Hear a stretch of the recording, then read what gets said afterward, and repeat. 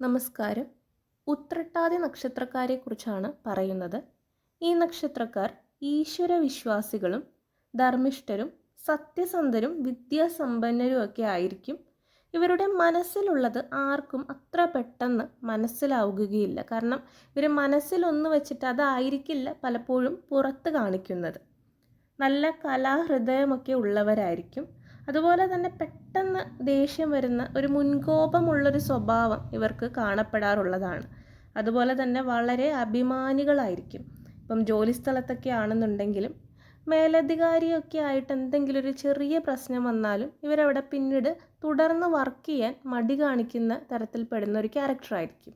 ഇവർക്ക് കൂടുതലും സ്വയം വർക്ക് ചെയ്യുന്നതിലും ഇഷ്ടം മറ്റുള്ളവരെ കൊണ്ട് വർക്ക് ചെയ്യിക്കുന്നതാണ്. അത്തരത്തിലുള്ളൊരു ജോലികളൊക്കെയാണ് ഇവർക്ക് പൊതുവെ ഇവരുടെ ഒരു സ്വഭാവത്തിന് നല്ലതായിട്ട് വരുന്നത്. അതുമാത്രമല്ല, വിദേശ ജീവിതമായിരിക്കും ഇവർക്ക് കൂടുതൽ ഗുണം ചെയ്യുക.